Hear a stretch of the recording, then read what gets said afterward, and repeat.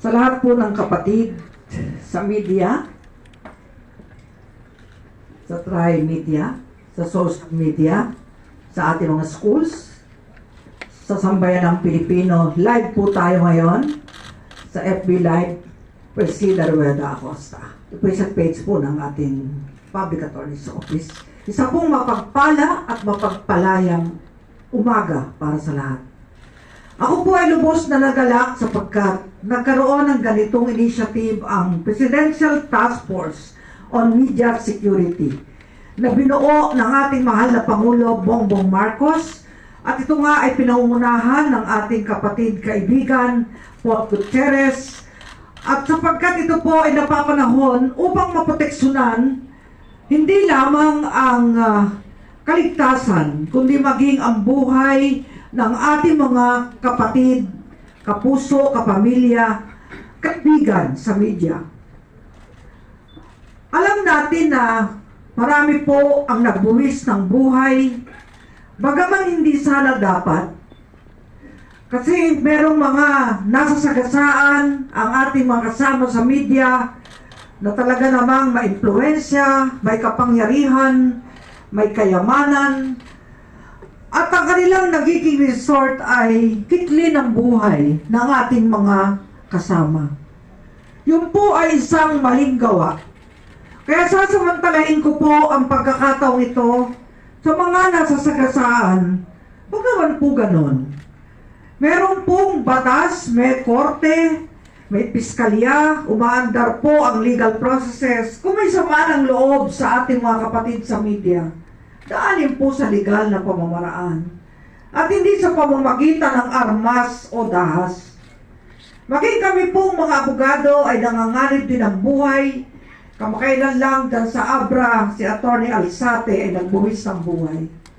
Sana po, legal battle na lang. Hindi armas laban sa armas. Hindi mata sa mata, hindi ngipin sa ngipin ang panahon ngayon. Tayong lahat ay naniniwalang may Diyos Ama na hahatol sa lahat. Bigyan natin ng pagkakataon ang rule of law and justice.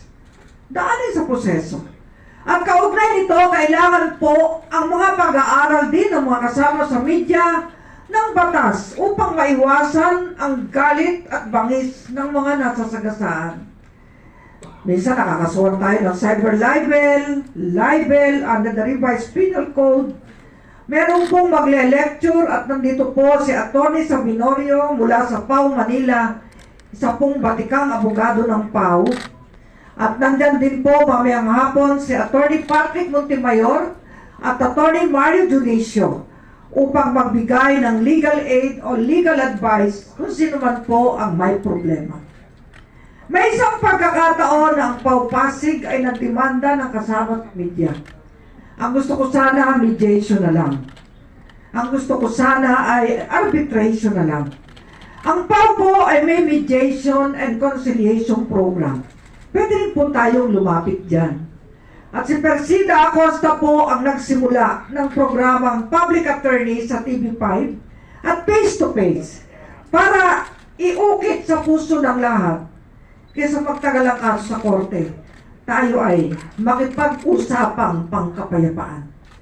At kahapon po, kami po ay lumagda ng COMELEC, kasama po si Vice President Inday Sara Duterte, ng isang Memorandum of Agreement o MOA para naman sa kapakanan ng ating mga guro at mga teachers upang sila ay magkaroon ng lakas at tatag, merong magli-legal aid sa kanila.